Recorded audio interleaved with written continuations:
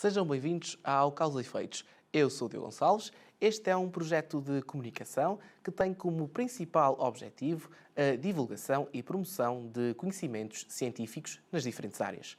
Hoje vamos falar sobre os riscos naturais e a caracterização e modelação do comportamento mecânico da areia com o Dr. Luís Araújo Santos, que é doutorado em Engenharia Civil pela Faculdade de Ciências e Tecnologia da Universidade de Coimbra.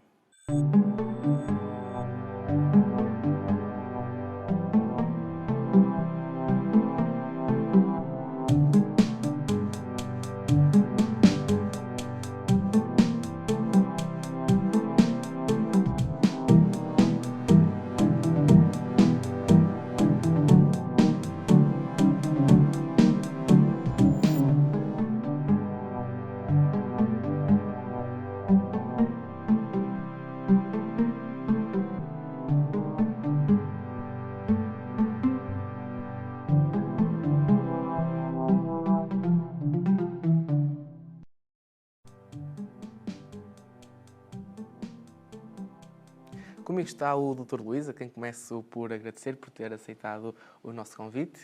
Nada, eu que agradeço esta oportunidade de estar aqui presente com vocês. E começava então por lhe perguntar quais são os principais riscos naturais causados no solo. Eu diria que, direto ou indiretamente, todos os riscos naturais são influenciados ou influenciam os solos.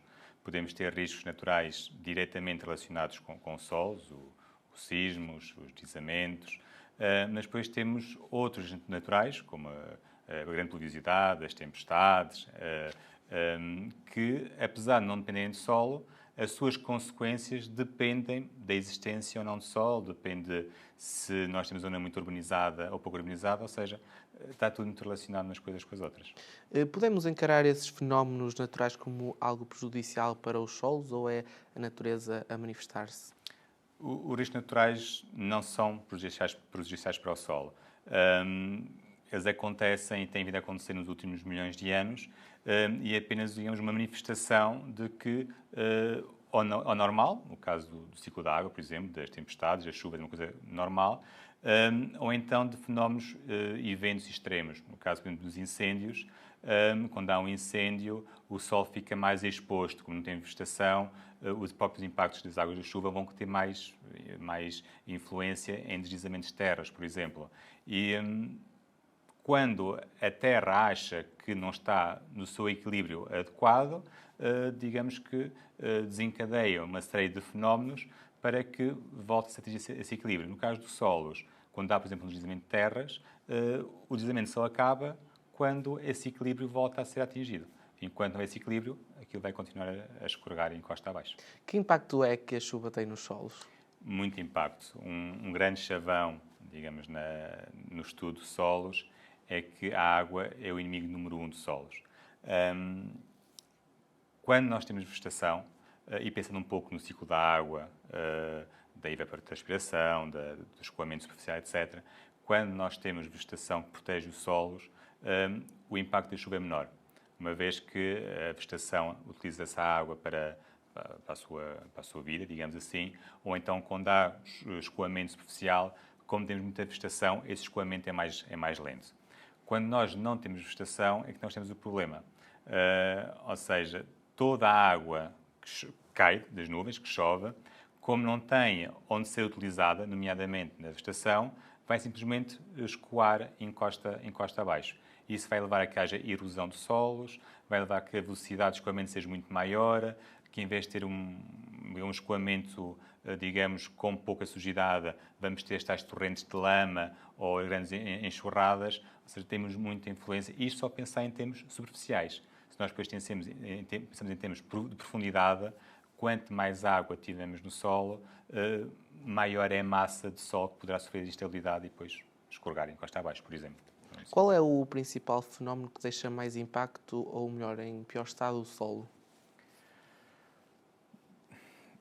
Todo o fenómeno que leva a que haja uma alteração, digamos, do próprio solo. Se nós pensarmos, por exemplo, em sismos, claro que ao haver a vibração dos solos, isso vai afetar os solos, mas afeta muito mais as superestruturas do que o solo, porque Se nós imaginarmos, por exemplo, vibrarmos uma coisinha, está bem? O que acontece é que esta vibração cá em baixo é pequenina, mas cá em cima vibra muito mais. Acontece mesmo no solo. Como a aceleração é no solo, o solo vibra, mas vibra pouco. Já a nossa estrutura sofre muito mais. Se nós pensamos em fenómenos que alteram a geometria do solo, deslizamento de terras, erosão costeira, vulcanismo, liquefação, etc., esses são os piores, uma vez que vai haver uma alteração geológica, efetiva, do nosso solo. Em princípio, iremos ter uma solução mais estável, mas nem sempre acontece. De que maneira é que os solos, após esses fenómenos, podem ser recuperados?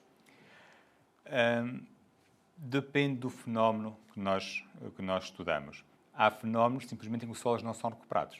Se nós pensamos, por exemplo, na erosão costeira, quando nós temos um evento, depois de uma grande maré ou etc., em que há desaparecimento, por exemplo, do areal da praia, isso não é recuperado. Quer dizer, o que podemos fazer é repor areia na praia e criamos uma nova praia. Mas o sol que lá estava desapareceu e foi para outro sítio. Isso não é recuperável.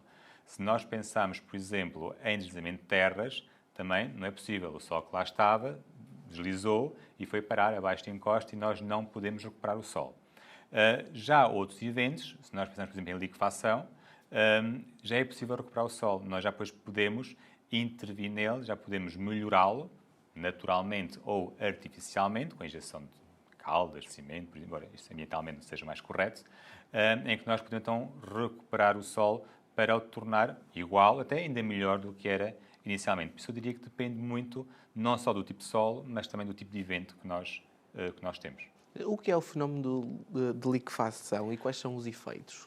O fenómeno de liquefação é um fenómeno que é tão ou mais grave que o próprio sismo em si. Quando nós temos um sismo, todos nós conhecemos digamos, as consequências diretas de um sismo, os edifícios a caírem, as fissuras, etc. Mas depois do sismo em si, num período de até 24 horas, podemos ter várias manifestações de liquefação. O que é a liquefação? A liquefação é um termo genérico que engloba vários fenómenos. Os fenómenos mais simples de ver, ou até menos graves, melhor dizendo, são, por exemplo, vulcões de areia, em que nós temos pequenas fissuras no solo e como a água está sob pressão, a água quer sair do interior do solo e, ao sair, arrasta partículas de areia com ela. Então temos uma espécie de repuxo de água com areia e depois fica aquela forma cónica típica de um vulcão. Outro fenómeno da liquefação, muito conhecido, é aquelas estruturas mais leves, por exemplo, as tubagens dos esgotos, etc. Quando há liquefação, como isso é mais leve do que o Sol à volta, acaba por vir ao de cima. Mas a face mais visível e também mais grave da liquefação é quando o solo se comporta como líquido, daí o nome da liquefação. Como é que podemos explicar isso? Como é que o solo, que é algo que é sólido, se comporta com líquido? O que acontece é que há uma espécie de substituição do solo por água. Se nós pegarmos num balde de areia, quando a areia está seca, e se nós vibrarmos esse balde de areia, o que acontece é que a areia simplesmente vai adensar, vai ficar um pouco mais baixa. Se nós agora tivermos areia com água, e se nós fizermos o mesmo movimento de vibração, a areia também vai adensar e mais para baixo. O que acontece é que a água não faz isso. A água fica onde estava. Então, se nós imaginarmos, por exemplo, que temos uma estrutura assente nessa areia saturada, se há uma vibração, a areia desce e a estrutura fica assente em água. Daí nós chamamos de liquefação. E há umas imagens engraçadas, se nós procurarmos, por exemplo, os sismos que aconteceram na Nova Zelândia, em que vê-se imagem em que os carros foram engolidos pela terra, em que se vê apenas a parte traseira do carro. Mas eu penso, como é que o carro caiu dentro do solo? O que acontece é que, nesse instante, o solo desapareceu, ficou apenas água, o carro enterrou-se dentro da água e depois, passada uma hora, 2, 3 ou um dia, voltou ao estado normal, então o carro fica dentro do solo. Um pouco estranho, mas engraçado. Há pouco falava das zonas costeiras. Quais são as principais preocupações, ou se as há, quando se faz uma construção nessas zonas?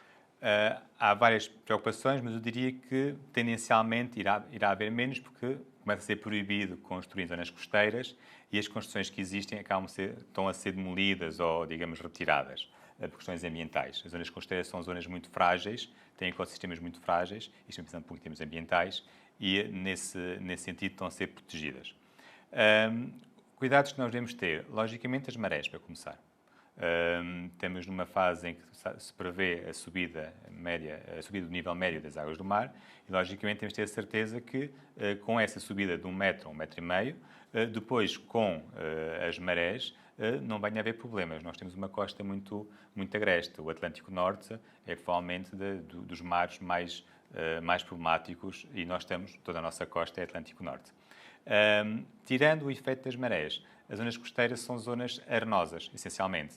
As areias são bons materiais, a questão é que são materiais muito soltos. Se nós formos a caminhar na areia, nós simplesmente, ao pôr o pé na areia, fica a nossa pegada. Se nós pensarmos isso em termos de edifícios, a pegada será muito maior. Então, nós temos que reforçar esses solos ou então fazer fundações que vão buscar a sua resistência mais ao fundo, mesmo à rocha, se for necessário. Nós vivemos em casas seguras? Vivemos. Vivemos, embora haja aqui muitas contribuições que devemos avaliar. Os códigos e os regulamentos de construção são seguros, estão bem desenvolvidos e estão pensados para que tal não aconteça. Embora é importante referir que há sempre uma probabilidade que algo aconteça. E nós vemos com isso. Na engenharia civil, nós sabemos que não há nenhuma estrutura seja 100% segura. O que nós fazemos é pensamos num determinado evento e vamos dizer, para este evento não acontece nada. Mas se esse evento for superado, ou porque a rajada de vento é mais forte, ou porque choveu mais, ou porque o sismo é mais forte também, poderá acontecer. Mas, bom, os códigos são seguros. Em termos de construção, depois dependerá da fiscalização, dependerá do construtor, dependerá do dono de obra, dependerá dos materiais utilizados, materiais melhores, piores, e isso irá influenciar a segurança da construção. Eu diria que o grande problema aqui é, neste momento, a reconstrução ou a requalificação. Portugal é um país com alguns anos de existência, temos muitas zonas velhas que estão a ser recuperadas, zonas nobres, a Alta de Coimbra, por exemplo, a Baixa de Coimbra, ou outras zonas noutras cidades, e ao recuperar, tendencialmente mudamos a afetação da habitação. Tínhamos uma casa de família, por exemplo, e de repente passamos a ter um alojamento local ou algo do género. E passamos de uma estrutura que tinha 3, 4 pessoas a viver lá dentro para uma estrutura que tem agora tipo 10, 15, 20 pessoas a morar lá dentro, são mais cargas, ou então pior, quando nós passamos, por exemplo, de uma moradia e temos um serviço, e esse serviço que tem, por exemplo, um serviço comercial com cargas grandes, ou um serviço de escritório que tem pesos de folhas e afins, isso para ser problemático. Se houver um evento qualquer, um sismo, por exemplo, se as fundações não forem, digamos, reforçadas para a nova afetação, podemos ter um problema. Não tanto devido à construção, mas muito por causa do uso diferente que se está a ser dado a essa construção. A engenharia civil reinventou-se quando ocorreu o grande sismo em Lisboa, o terremoto? Sim. Aliás, disse que a engenharia sísmica moderna nasceu com esse sismo. Como explicar isso? A história por trás desta afirmação tem raízes teológicas, no sentido que, no século XVIII, Portugal, ainda é agora, mas Portugal era um centro muito religioso, era uma capital europeia, uma grande capital europeia, com um império bastante grande, e os reis eram reis católicos e fazia-se tudo, igrejas, ofereciam-se donativos ao Vaticano, à igreja, e não se pensava que numa zona tão católica, digamos, fosse possível que algo que está associado ao diabo, ao demo, etc., fosse acontecer. E aconteceu. Então percebeu-se que esses eventos, não foi só um, não é? Foi o terremoto, depois foi o incêndio da cidade de Lisboa no seguimento do terremoto, depois foi o maremoto em si. Percebeu-se que esses eventos não têm que ver com outros poderes, possamos ou não acreditar neles, mas sim com fenómenos naturais. Por isso percebeu-se que é necessário estudar esses fenómenos naturais. Desse sismo nasceu o sismógrafo moderno, nasceram novas médias construir, nasceu a gaiola pombalina, que ainda agora se usa. Toda a Baixa de Lisboa foi construída com essa gaiola pombalina. Neste momento, o Terreiro do Paço, onde estão os torreões das finanças, por exemplo, e da defesa, é pombalina, ou seja, foi construído. Está assente em madeira. Parece que é um pouco estranho como é que madeira pode ser resistente, mas, de facto, a madeira é um ótimo material de construção e, em termos de sismo, é tão ou melhor que o betão. Por isso, mudou-se a forma de construir depois desse sismo. O que é essa gaiola e qual é a particularidade para ter... Essa gaiola, essencialmente, foi, em vez de termos pilares ao alto e depois vigas por cima, foi desenvolver-se para fazer uma cruz, digamos, ou seja, temos aqui os 2 pilares e por cima temos a laje, e fazemos aqui uma cruz para que haja um maior movimento e para que, quando isto mexa assim devido ao sismo, a laje não caia. Porquê? Porque temos aqui esta cruz no meio que dá alguma segurança. Pegarem numa estante, todas as estantes têm uma costa. E as costas são provavelmente das coisas mais importantes da estante, porque todas têm a estante montada. Se não tiverem costas, as estantes mexem para um lado para o outro. Assim que põem-lhe as costas, mesmo que seja aquele pelador muito fininho de meio centímetro, a estante deixa de mexer. Isso é que a gaiola Pombalina trabalha com esse sistema. De uma forma genérica, qual é o comportamento da mecânica da areia e como é que a caracterizamos?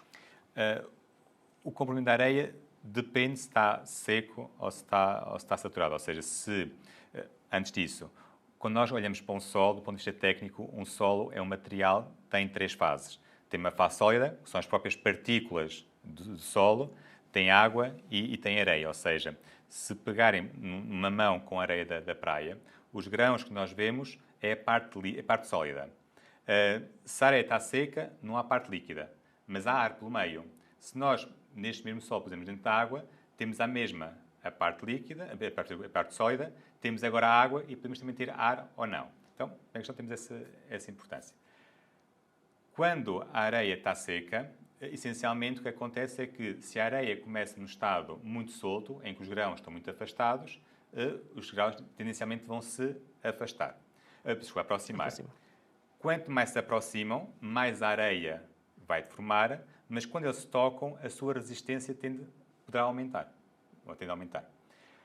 Quando temos o contrário, quando a areia está muito densa, o que acontece é que nós começamos logo num estado de muita resistência, não há grandes deformações até que haja aqui um rolar das partículas por cima das outras. Então, temos aqui uma redução de resistência e também um aumento de volume ou chamada dilatação. Quando nós temos água na areia, o mesmo acontece. O problema é que, dependendo da velocidade do que acontece, a água poderá ou não aumentar de pressão. Como é que isso funciona? Se o evento for muito lento, a construção do edifício, por exemplo, é algo que ocorre durante 1 ano, 2 anos, 3 anos, depende do edifício. É algo muito lento.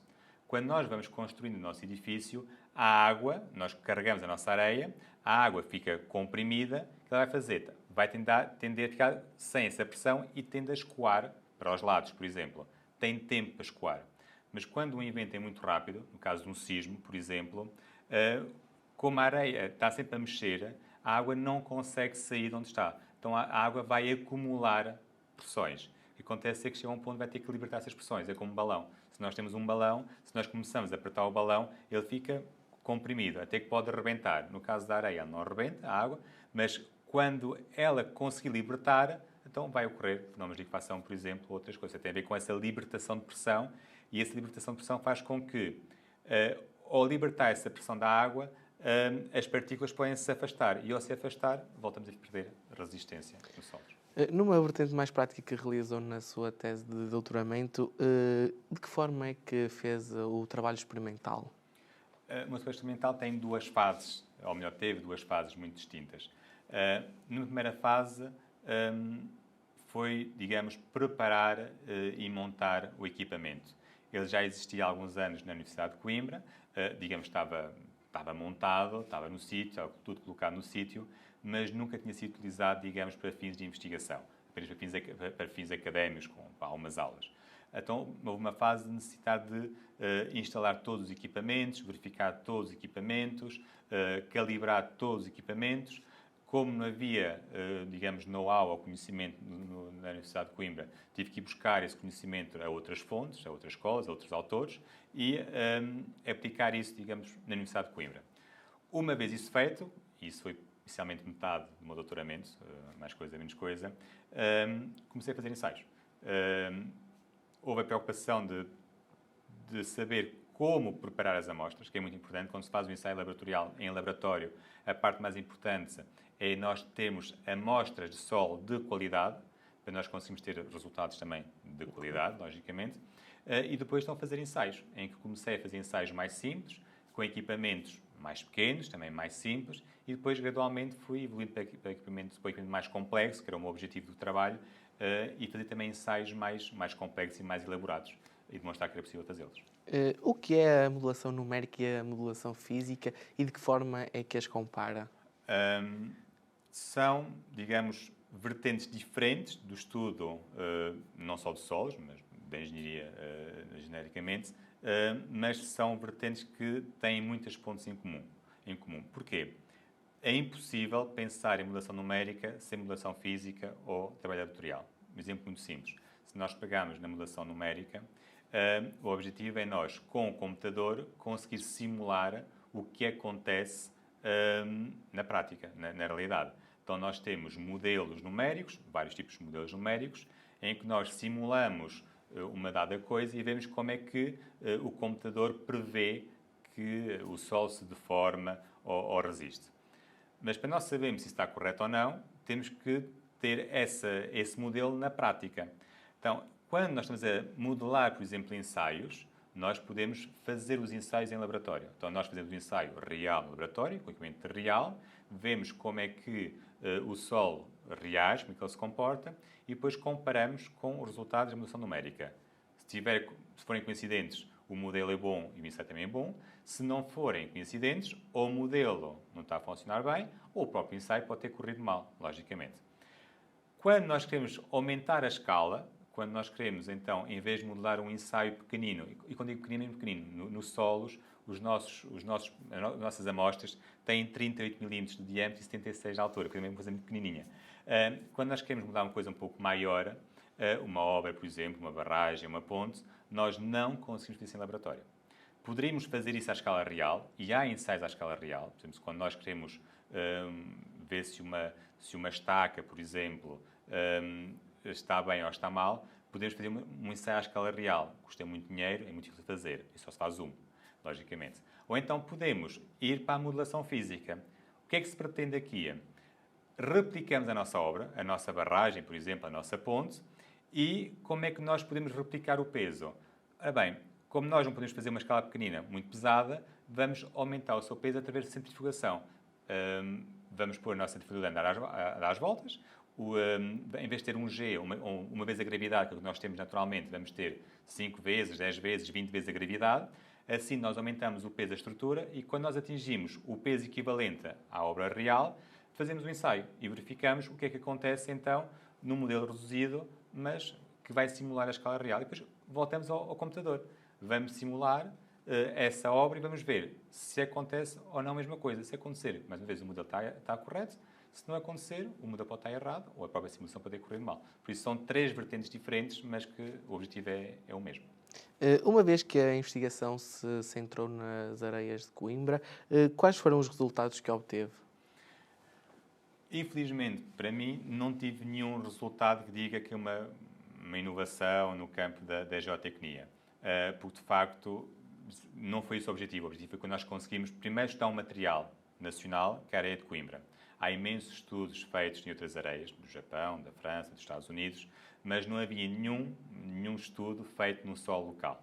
E como nós sabemos que Coimbra é uma zona que já sofreu liquefação no passado, há relatos geológicos de que ocorreu liquefação em 1300, 1500, 1700, depois dos grandes sismos, desde que em Portugal o tempo de recorrência de sismos é de 200 e 200 anos. Desde o início de Portugal já tivemos 4 eventos de sismos bastante grandes, e são 200 anos. Estudar então se, de facto, a areia de Coimbra é ou não suscetível à liquefação. E sim, é. Ou seja, verificou-se que é possível que ocorra liquefação na região de Coimbra.